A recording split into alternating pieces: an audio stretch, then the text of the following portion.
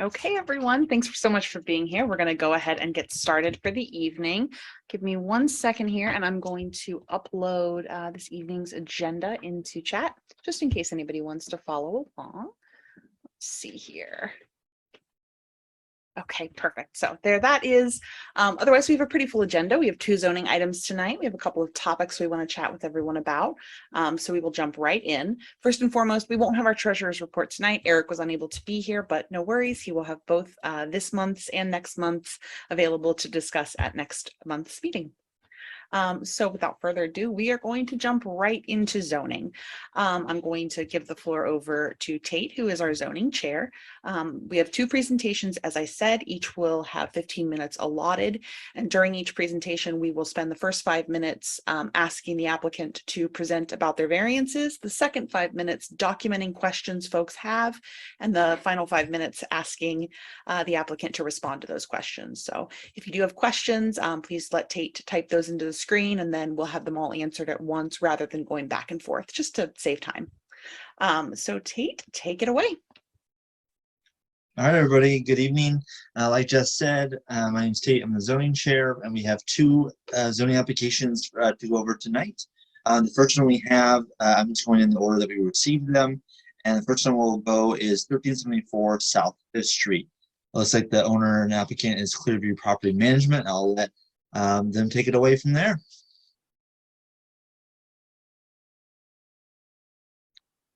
Do we have anybody on there? Let's see.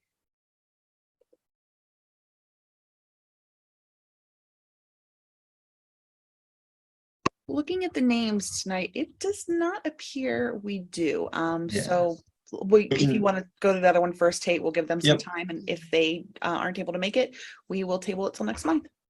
Perfect. Sounds good. So the next one here we have is 1108 South High Street. And I do see some names here. Yep. Go ahead and go from there. Well, thank you, everyone. My name is Molly Gwynn, and I am the attorney for the applicant Driven Brands in this case. And you always worry about following someone who's going to be ahead of you. So that was a pretty easy one to follow. So I will go ahead. I do have a PowerPoint, and if I can share my screen, I can get that up if that's to the commission's preference. Absolutely. Go right ahead. Okay. Thank you. Okay.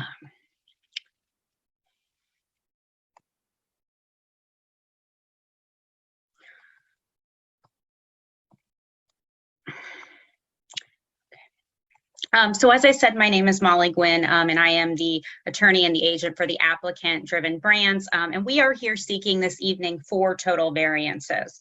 And just to go, this is, excuse me,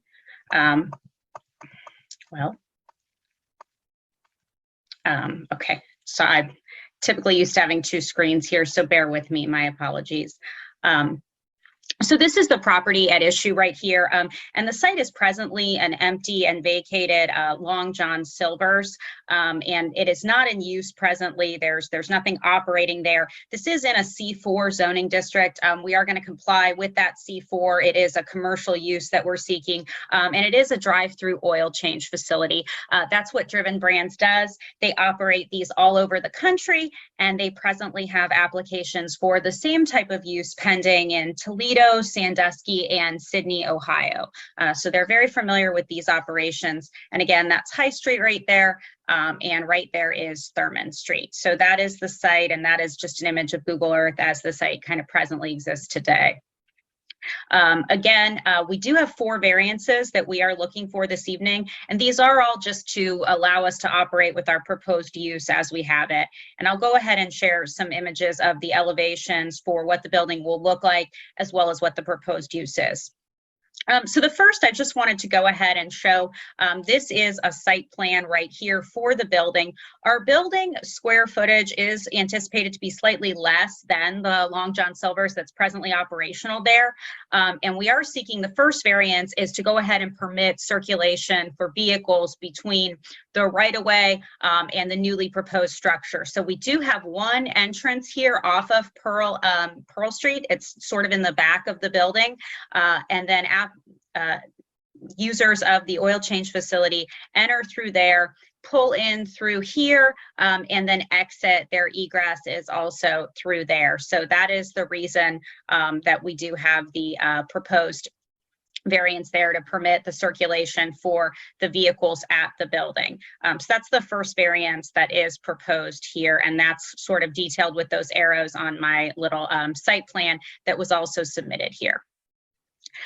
This is going to allow us basically to operate our facility. This is a drive-through oil change facility. People will need to drive through. And I'm going to talk a little bit more about the screening that we're doing for the property to the south of us and the fencing. So we feel strongly that this variance will not impact neighboring property owners and will simply allow for us to circulate our vehicles to use the facility. The second variance that we're seeking is for setback requirements, and there is a maximum setback requirement of 10 feet from High Street, and the applicant here is seeking to vary that to 36 feet. So we are looking on the site plan for the portion that fronts High Street to go ahead and push that back, again, rather than 10 feet, a greater setback to 36 feet. And one of the important things about this is, again, this is to allow us to operate the facility and to allow cars to drive in and drive out. And I think it's important to note here that the garages, the garage doors that let the cars out are going to face onto High Street. They are proposed with natural finishes, stucco and glass for the doors, and the color scheme is proposed to be harmonious with the neighborhood. And I'm going to show you some renderings of that here in a moment. One of the other things that we did note in responding to city staff comments is that our frontage, the residential use to the south of us will still be 9.5 feet in front of our building. So it's not as though this proposed use is going to jut out in front of that. It'll be pushed back slightly from High Street. The third variance we're requesting is for the building frontage. And right now, the Columbus City Code requires 60% coverage for building frontage. And we're looking at almost getting there, not quite meeting that at 53.23% of our frontage. So again, this is what we think of as a fairly minimal variance. The existing structure that's on there is about 65 feet, and our structure is going to be about 52 feet. So we are coming in slightly less frontage, slightly smaller than the building that's already there. Again, and we feel that's important to our facility and won't alter the existing kind of character of the neighborhood. And then the last thing is fencing requirements. And one of the things we want to note is that the screening and the landscaping that are proposed are going to meet the Columbus City Code. And I'm going to show you a landscaping item here in a moment. We will be complying with those landscaping and screening requirements. The other item that we're looking to do is to have a 5-foot high fence, and the fence is going to be comprised of vinyl, and it's going to match the screening around the dumpsters on the property, but it is 5 foot high. It's going to completely buffer the use to the south of us. We don't believe that any other properties in the area are fully fenced around, so again, we think this is consistent with the neighboring use. And the variance we're requesting is that the city code requires a 4-foot solid masonry stone wall or metal tube bar fence. And again, we're looking at a vinyl product. We just think it's a little bit more attractive. It is going to be taller, though, than what the code requires. And again, we feel it's consistent with other fencing in the area. And this is a rendering of the fencing. And I don't know if you can see this better on my screen, but I'm happy to pull it up in a slightly different way. But you will note that that's kind of what we're looking at. So with that, I'm going to go ahead and do a new share and just walk you through the landscaping plan a little bit, just to show you what we're doing in terms of our elevations and everything else. So these are our color renderings of our elevations right here. If everyone can see, these are the sides, and we've got that there. And then this is an example of the area that will front to High Street. Again, we have kind of the full natural materials. We've got the kind of red accent. That roof is fully metal, and the doors will be completely glass for the area. And then right here, we have our site plan. Again, we've got our ingress and egress right here off of Pearl Street, and we will have screening along this portion. We are going to have 6 20-foot 4-inch minimum at the time of planting trees, as well as another 5 36-inch minimum at the time of planting trees. So we will have this area fully screened, as well as the area around the dumpster enclosure and the area to the back of the site. And then finally, we do have the required number of parking spaces per the Columbus City Code. We're meeting that requirement. We're not seeking a variance, and the property is fully ADA compliant for access to that. So we're looking at making this, what we think will be a nice site and a nice improvement and upgrade to the property as it presently exists now for the area.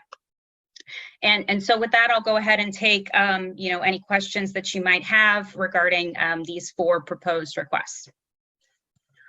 Great. Thank you so much, Molly. If you want to stop sharing your screen, I'll share mine, and then we'll kind of go through the question process, and I'll just kind of repeat what Jess said. What we'll do is we'll just take all questions. I'm going to type them out, and then we'll let you respond to them after that. So we'll do 5 minutes of any questions, and then we'll have you, Molly, respond to any of those. Give me 1 second while I share my screen, and then we can start. No worries. And just as Tate's getting that pulled up, can I get anyone into the queue for questions? I don't see any hands raised, but if there's someone that has a question and you want to go ahead and unmute yourself and ask, please feel free. Everybody see that okay? Yep. Okay, I see a question in chat, Tate, if you want to add. Will this be a full service garage or just for oil changes? Do I wait or? Yes. Honestly, Okay. yeah, we're just gonna document them, and that may be the only question. Who knows? I don't see any other hands raised yet, so. Also, thank you for putting it in chat, because that was great for me to just kind of Just copy and paste. paste. All right. you, Jen. Anyone else have any questions about these variances? Going once, going twice. Well, in that case, we have only one question for you to answer. You Okay. have 5 whole Well, minutes, Molly. Go ahead. Okay, well, thank you very much. I believe that this is just oil change services at this point in time. I don't know that this is a full service garage. I will be honest, I'm not 100% on that. I don't want to give a wrong answer. My understanding is it is oil change services. I'm happy to provide an update to the commission with an email regarding the full nature of the services as soon as this meeting ends. Thank you very much. And I'll just give folks one last chance just to ask any questions before we move on to voting. Okay, seems like that's all we have. So that was quick and easy. We're going to go ahead and do voting roll call. If you have not been here for one of our virtual meetings, I will look through chat or look through the participant list, compare your names with the membership roster, and then at the end I'll double check to make sure I don't miss anyone. But if everyone could just let me know your votes. And you'll see on the screen, Tate does have 4 different items listed. You can choose to vote individually on those items if you would like to support some and oppose others. You can do that. Just please let me know when you're voting, if you're voting one way for all, or if you want to vote specifically on each numbered item. So let's go ahead and get to that. All right, Jess. Tate, you're, oh, yep, I hear someone. Yeah, this is my first time attending since I became a member and have voting rights. How does, when you say submit your vote? So we're going to do verbal roll call. We are looking Okay. into potentially proposing some changes to the bylaws with the membership where we might have a virtual component. But as for right now, I'll call your name and then I'll just ask you for your votes verbally. All right. So Tate, you're up first. I support all. All right. Thank you, Tate. Let me just put these in here quickly, folks. Okay. Next up, John Edgar. I vote yes on all 4. Thank you very much. All right. David Hoyt. Yes to all. Thanks, David. You're Joshua Riggs. Yes to all. Thank you. Lauren Larrick and Mike, if he's with you as well. This is Lauren. I'm yes to all, and Mike is here. Yes to all for me. Thank you both. Okay. Let's see here, Lena Grajewski. Yes to all. Thank you, Lena. All right. Zach Rybarczyk. Yes to all, please. Thank you, Zach. All right, let's see here if I have missed anyone. Eric Dine. No to the first two, but yes to the second two variances. Okay, so no to 1 and 2, yes to 3 and 4. Correct. Thank you very much. Okay, moving on. Let's see here. All right, I see we have a couple of folks calling in. By chance, are either of you members? If not, no need to worry, but just want to verify I've gotten everyone. Okay, and is there anyone else here who believes they should be voting who I did not call? And I'll double check the membership roster for your name. All right, in that case, we have a total of 8 votes in support of items 1 and 2, and 1 vote opposed to items 1 and 2, 9 votes in support of 3 and 4, and none opposed to 3 and 4, and there were no abstentions. So this one passes for our recommendations. Thank you very much to the entire commission, and I can certainly send an update with that final answer. And we'll look forward to hopefully being a member of your neighborhood. Thanks, Molly. We would appreciate that update, and we appreciate you being here tonight. Thank you. Have a nice evening. You as well. Okay, Tate, do you know Okay. whether or not the folks from the other site joined us? Well, I was hoping the call-in was them because it was the same area code, but I think they're gone now. My understanding is that's us. Are you with? Okay. Yes, Mm. looks like it. Yep, because I also tried to call. Perfect. Okay, and looks like it's 1374 South Fifth Street. Is that correct? Correct. All right, I'll let you and I- take the stage. Okay, awesome. Thank you. I'm gonna pull this up. Cool. So we're applying for a total of 8 variance listings for 1374 South Fifth Street. What we're looking to do is build a carriage house. The variances, the first one is for parking requirements. We'll be switching to 2 units. And so we'll reduce the amount of parking spaces that we need from 4 to 2. For the lot requirements, there's the typical requirement that there only be 1 property per lot, and we're going to add 2 dwelling units. We'll add a second dwelling unit. We plan to maintain the lot width of 30 feet, but we need a variance for the square footage requirements within that. The next one is frontage on the main street, and we'll be fronting an alley. So we'll seek a variance for that. And the last 3 variances are all for the yard requirements. So we want to reduce the amount of minimum side yard, the minimum amount of rear yard, as well as changing the side yard on the opposite side as well. And with that, I can move into the site plan itself. So these are our plans for the carriage house itself. The current structure is 56 by 17 feet. And we plan to add an additional dwelling unit that's 27 by 24 feet to the rear. And it'll be set back 6 feet off of the alley to ensure that there'll be enough turning radius for access. And although you can't see it on this picture, there's actually another alley that intersects directly in front of the house as well. So the resident will be able to drive straight forward into the garage as well.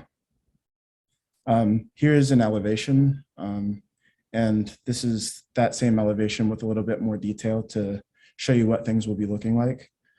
And we have the floor plans as well, if those are something that you're interested in. And here's another photo of the site itself. And I can kind of go back and forth a little bit so you can imagine what they'd look like. And that's what I have. So I'd be happy to take questions as soon as you're ready. Thank you. I don't think you were here during our previous question, Benjamin. So just to let you know what we'll do now, Tate's going to take over the screen share. He'll bring up a list of all of your variances. And then as folks ask questions, he'll actually type them into the document. We won't have you respond to any of the questions until after they've all been asked so that we don't have any duplication. So we'll go ahead and open the floor. Tate, you can take over. I'm just going to stop your share Perfect. for now, Ben, but if we need to bring it back up, we can. And then as Tate's pulling that up, again, if there are folks who are going to have questions, please either use the raise hand or you can feel free to unmute yourself and ask those questions. Everybody see that okay? Yep, looks great. Perfect. Okay, don't see any hands raised yet. Looks like nothing in chat.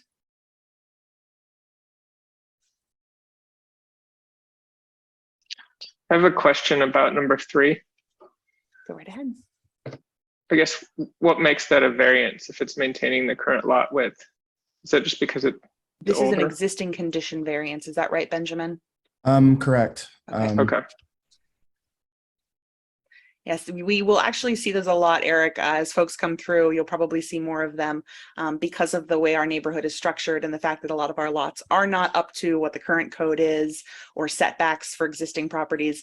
We'll see a lot of variance requests that when someone wants to do something new, they also then have to get a variance for the existing conditions on the site. Gotcha. Thank you. Okay, anyone else have any questions before we move to voting? All right, well, that was another quick one. I guess I answered the question for you. I'm sorry to jump in like that on the existing condition, but that was the only question we had. So same process, folks. The 8 variances are listed on the screen. You can choose to vote for all or individually, just based on what you'd like to do. So I'm going to go through again and call your name and just let me know how you'd like to vote. All right, Tate, you're up first. For all 8. Say the beginning once more. Tate, you broke up. Sorry, support all 8. Okay. Yes to Thank you. 8. Thank you very much. One moment here. The first one always takes the longest. Okay. All right. Next up we have, just go here where I started off. David, are you still here? Okay, David had to jump off. Eric Thyme. For all 8. Thank you very much, Eric. Let's see here. John Edgar. For all 8. Thank you. Joshua Riggs. For all 8. Thank you. Lauren Larrick. For all 8. Thank you. And And Mike. Mike. And for all 8. Thank you. Lena. Support all. Thank you. And Zachary. Is Zach still with us? I support all. Oh, Thank there you. he is. Okay. All right. Is there anyone who may have joined that I may have missed? Okay, wonderful. In that case, we have the same. We have a total of 8 votes in support across the board, none in opposition and no abstentions. So thank you very much, Ben, for being here and sharing with us, folks. Thanks for your votes and your attention, and we appreciate you being here. Absolutely. Thank you for having me. Thanks. Have a great night. You too. All right, folks, we have finished our zoning portion. We will move on to the next topic on the agenda. This is mostly just a reminder. We have kind of an exploratory committee right now looking into whether or not Merion Village wants to become a green spot neighborhood. So that is kind of a 3-year commitment we would do with Green Spot Columbus, which would give us access to some additional information and supplies potentially, and would also help us to spread the word about some sustainability efforts that we could see enacted here in Merion Village. If you're interested about that, you could stop by the Green Spot booth at the festival this weekend. They can tell you more about their overall mission, and then you can let us know if you'd like to join that committee. Yes, okay. Speaking of the festival, let's talk about the festival. So I'll call on a couple different folks here tonight who are part of the festival planning committee and just kind of give everybody updates. But first and foremost, the festival is this Sunday from 12 to 6 in Moeller Park. We are very excited to be back for the first time since 2019. So we're kind of over the moon. We have a total of 73 vendors, 4 food trucks, We have a master of ceremonies this year, as well as 5 bands who will be performing live music. We will have a bike corral offering free bike parking and minor repairs during the day with Bikes for All People. Just so many different organizations joining us from around the South Side, lots of awesome handmade vendors and local businesses. There will be so much to see and so much to do. We'll also have a kids booth that Southside Stay will be helping us run with free games and prizes for kids of all ages. So we hope that everyone will be joining us on Sunday. We are so excited. I'm going to let Tate briefly speak about kind of the art project we're doing, and then Zach speak about volunteers. Great. So we do have a little bit of a interactive art project component this year. So we're going to have 3 photographers this year and 1 videographer at the festival. So we'll have a photographer at a photo booth. So we have some fun props and things like that. And then we'll also have a photographer kind of doing some candid shots.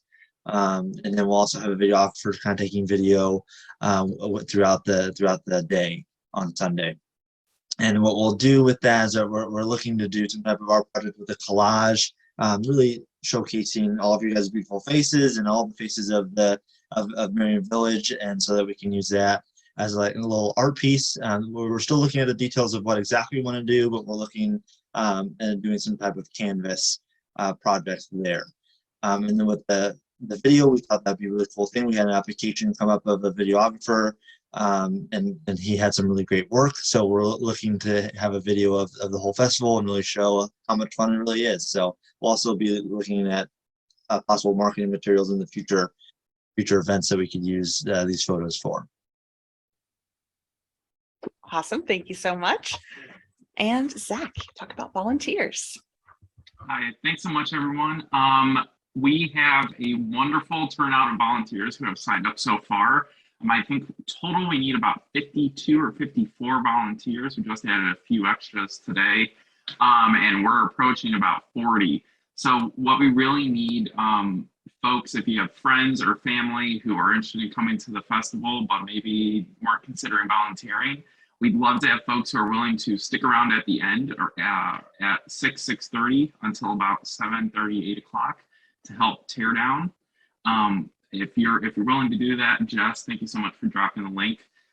Just quickly sign up, click on that link, share your email and phone number, and we'll make sure to add you to the list. I'll be sending around an FAQ document that describes each of the roles, but everything on there is pretty much self-explanatory. Nothing's too complicated.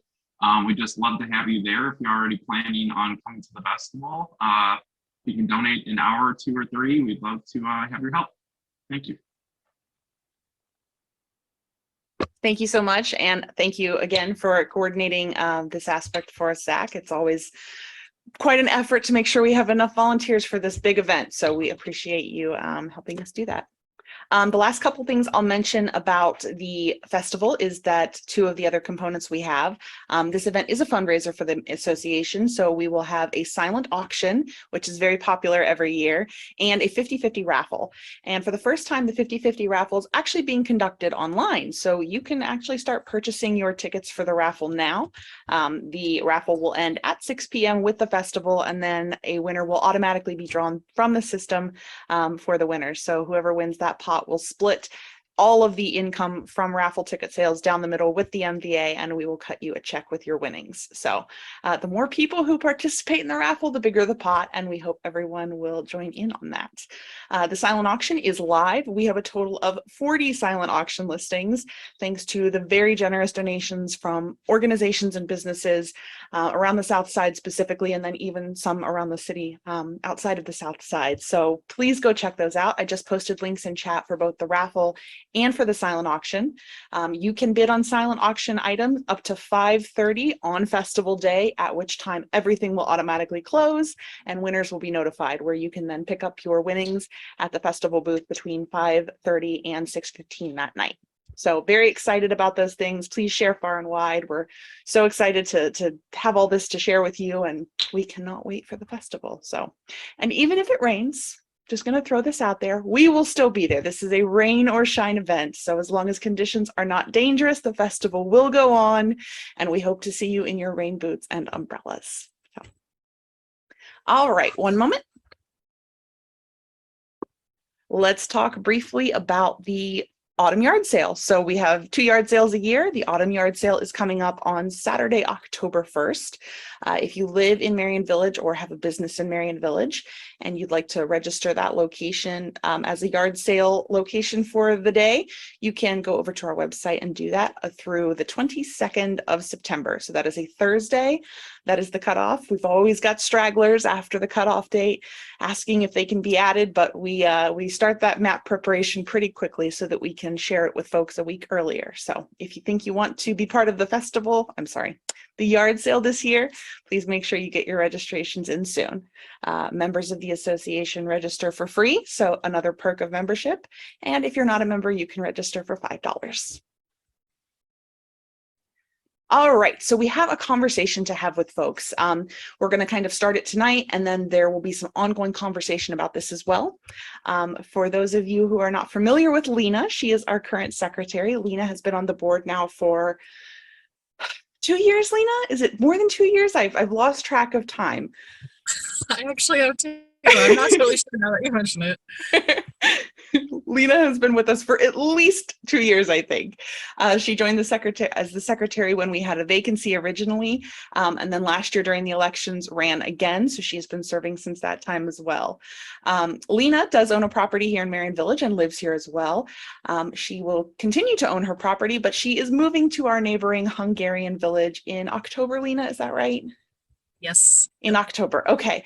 So we did some look into our bylaws because we know that there are different what's the word I'm looking for? There are different criteria to meet in order to be a member of the association and in order to vote and to serve on the board.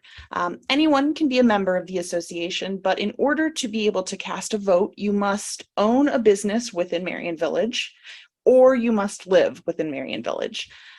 Digging into our bylaws and how a business is described, it indicates that a business must, I'm going to read this directly rather than paraphrasing. Let's see here. In order to qualify as a business, you must promote a tangible civic interest, supply a necessary public service, or provide economic benefit to Merion Village. So unfortunately, we don't believe that being a private landlord necessarily qualifies someone as a business member, which does mean that when Lena is no longer living in the neighborhood, she's unlikely to be eligible to serve on the board. So we want to share that information with the membership. It means a couple different things. That being the case, that would mean as Lena does exit the neighborhood, we will have a vacancy in that position, and we will need to do a kind of a vacancy election for the secretary position. And then we also want to speak to the membership about how to make sure the bylaws are updated so this information is more clear. There are actually 3 different sections of our bylaws that discuss membership, voting, and being a board member, and some of those are somewhat in conflict with one another.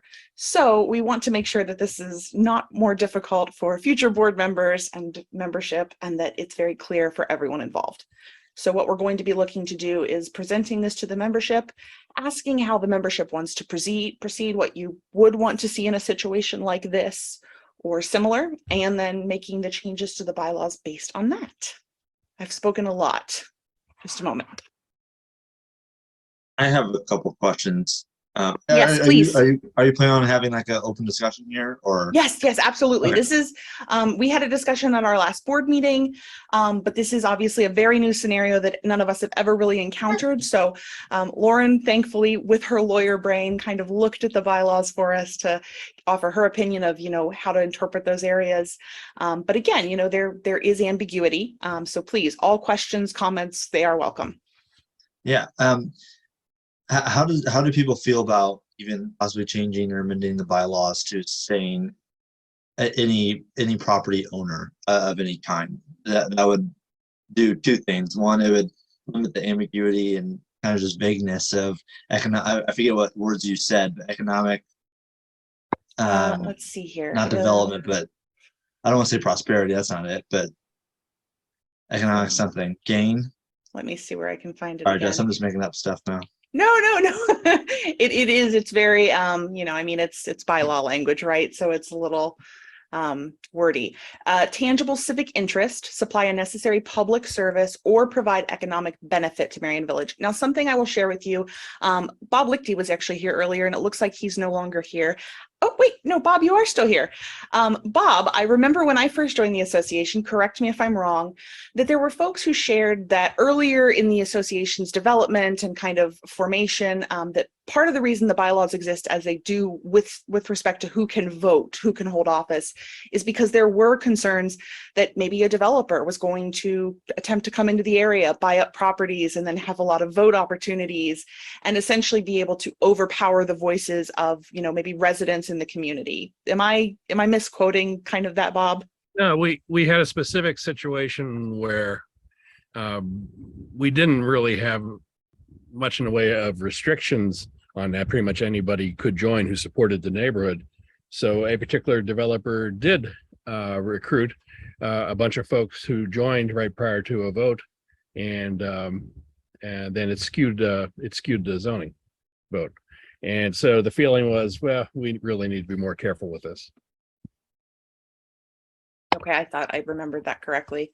I think, like, to your point, Tate, there's got to be, you know, like, there's got to be a way that this makes sense, because if somebody is actively engaged in the neighborhood, we want to make sure that they can continue to be engaged, that they can be involved with the association. But of course, we do want to also make sure that those protections are in place, so that we don't have a situation where someone could come in and skew a vote or some things of that nature. Hey, Jess, for whatever it's worth, I would put out there, at least now we're going by my old memory here at this point. This goes going back a while, but I don't remember if we had restrictions per se related to just a property owner in general of keeping them off. So I don't know that necessarily is viewed as a bad thing. You know, it's just you don't want a local, you know, whoever, you know, just sign up a lot of folks, you know, at the last minute in a way that's not ethical. That makes sense.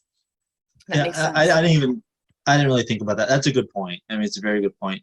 I do think so.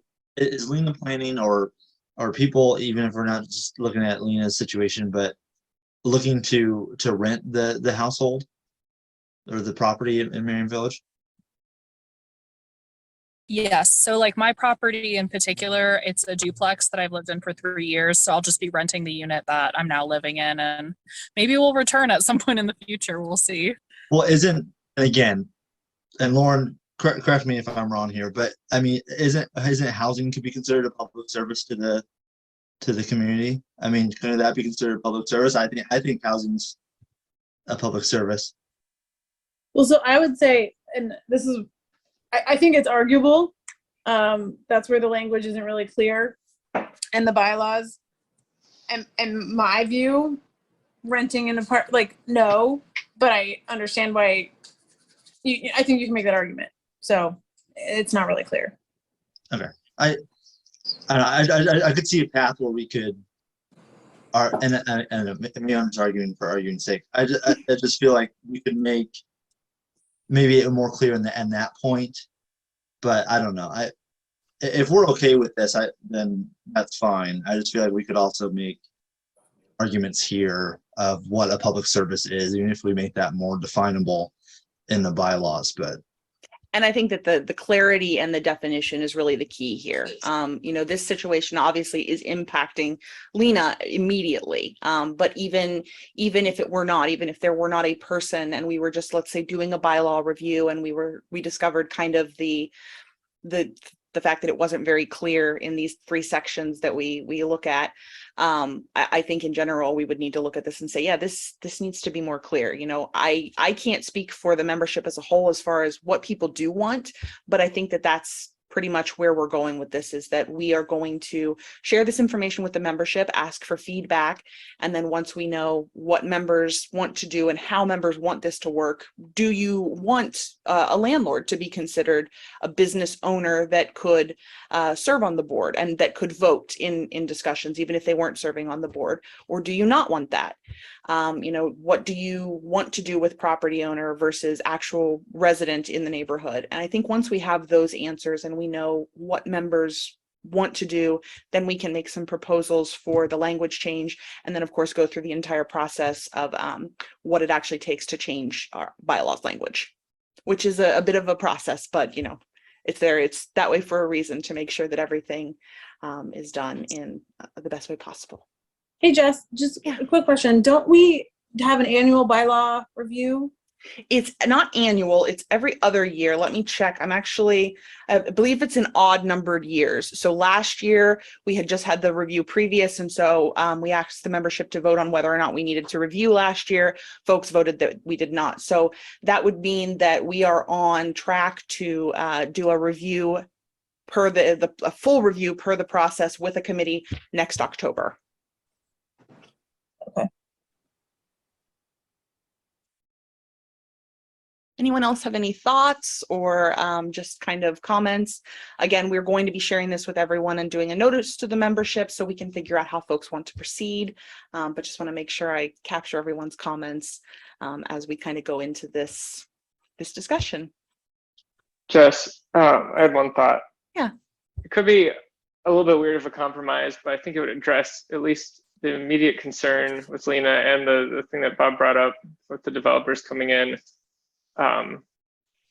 Allowing board representation but not votes for people in that situation. Like if you're a developer and you're willing to be secretary, sure, but I don't think they would. It's funny you mentioned that. We actually, so there are the 3 different sections that I kind of mentioned that all sort of deal with voting and everything. You know, in one way they kind of say that sure, Lena could be a board member, but no, she couldn't vote even though she's a board member. And our conversation about that is kind of like, well, you know, even if you can't vote as a member in like elections or votes during meetings, as a board member, you of course still have a level of influence in the direction of the association as a whole. I mean, board members don't have any more of a vote than any other member of the association, but we are responsible for, you know, leading the association, making recommendations. So we actually kind of had that discussion as well about, well, does it really make sense to have a board member that can't vote? Because if they can't vote, then that means they have less of a say than a regular member. So does it make sense for that person to serve on the board? I think that's a great point, though. I'm glad you brought that up because I forgot to mention that. Okay. Yeah, and I would even argue that like the ability to influence and make those decisions is like more powerful than the vote itself in some ways. So like me commenting on liking or not liking something, even though I'm not one of the votes contributing. Yeah, so it's complicated because I'd be more than happy to stay on in a secretary capacity, even if it's just to finish out my term without voting. But yeah, does it make sense to do that? I don't know. Yeah, it's you know, this is definitely not one of those situations that are cut and dry. And as helpful as the bylaws can be in giving us direction, this is an area where we're not getting great direction. So we definitely need to clear it up. And Jess, do the bylaws allow us to just vote on letting her finish out her term at least, like, and circumventing the bylaws? I don't believe so. There is nothing in the bylaws that I'm aware of that allows either members or board members to kind of override the written rules when it comes to being a board member. And the reason I say that is when there was a significant review conducted back in, forgive me, it was either 2019 or 2020. I'll have to verify the date. That review was actually conducted specifically because of the way the secretary who filled a vacancy came in. At that time, the board appointed board members if there was a vacancy. 2 people were interested in the role, so the board kind of developed a process to interview both and essentially choose someone to appoint. Not everyone was happy with the way that happened, so the bylaws were then specifically changed to prevent the board members or members from making any decisions specific to that, essentially outlining exactly how a board member does join the board, what that process looks like. And so I don't believe, at least in my reviewer opinion, that there's anything in the bylaws that allow us to kind of override what's laid out. Also a question, and I know Jess, you and I have talked about this before, but changing bylaws and going through that process, if we do choose to do that as a group, could you explain that process and what Yes, we have to do? absolutely. So the bylaws require that overall that they're reviewed as a whole every other year on odd numbered years. A committee is established, the committee goes through the bylaws, determines if anything needs to be changed. But outside of that, any member of the association can propose a change to the bylaws at any time. Essentially, when you're proposing a change, excuse me, the language that is proposed needs to be written that is shared at a monthly meeting and circulated to the membership as it would be written and as it would be entered into the bylaws. And then the following month, anyone who is present at that association meeting after that language has been shared votes on whether or not to adopt those changes.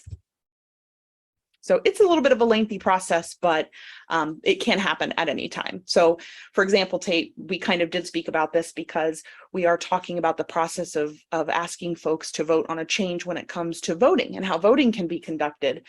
For example, now that we meet virtually, we want to make sure there are ways to vote virtually that are maybe a bit more efficient than the roll call we do currently. And right now we don't even have a process for the secret ballot for elections.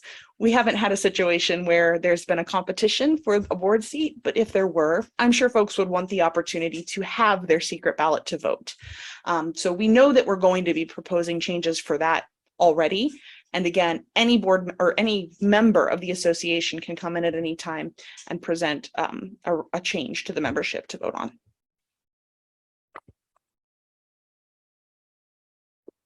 Okay. Any other questions before we move on? All right, so our next step is, as the board, will be to, again, share this information with the rest of the membership, kind of get some feedback and direction to see where the membership wants to go as far as this language is concerned and serving on the board is concerned. And then we will be back to essentially be able to vote on that. But at least for now, we still have Lena as our secretary, and we are very happy for that, so. All right. Sounds good. I'll stay till you guys kick me out. Thank you, Lena. All right, folks, we will move on here. Let's see what we have on the agenda. Updates for committees, nothing for beautification or membership, just if there's someone in the neighborhood that has been thinking about being a member, tell them to come join on festival day, because we do a one-day promotion where if you join at the festival, you'll be a member for the remainder of this year and all of next year. And for all members current and who sign up at the festival, we will have a prize wheel available at the MVA booth. And just for being a member, you get to spin that wheel and see what you get to take home. So make sure you stop by the MVA booth to, in addition to getting your mugs and drink tokens, spin that wheel as well. Mike, do you have anything you want to share for social? I think for the happy hour this month, we will skip it because we have the festival. So I think we'll focus our efforts on, that this weekend, Sunday. So, please show up and feel free to bring friends that are outside of Merion Village as well. I know that we have a couple friends that are even from like Westerville that are interested in showing up. So there's a lot of cool vendors and things and just a good way to show off our neighborhood. And we'll probably resume our normal happy hour next month. I know there's been some interest in meeting back up with Schumacher, so I'll probably reach out to them and see if we can do something joint again, whether that's at Hey Hey or somewhere else. We'll figure that out. And Mike, I'm going to backtrack for 1 second while I have you. Is there anything you want to share with folks about who's supplying our beer for the festival this year or what they can expect? Oh yeah, so Parsons North will be our sole provider of beer and cider this weekend. They really helped us out in 2019 when we had like record sales. They were being right down the street. We're able to, get us more kegs as needed.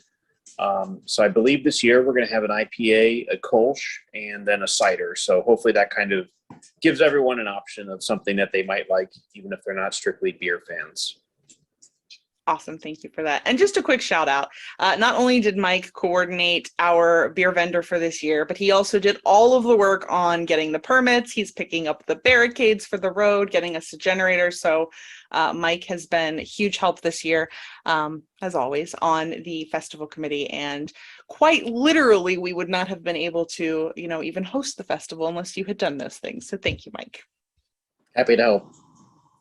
All right, move on. Is there any, I don't think we have anyone here from the area commission tonight, so we will skip over South Slot Area Commission updates. Does anyone have any community activities, events, comments, information they'd like to share? I'll kind of open the floor. No? Okay.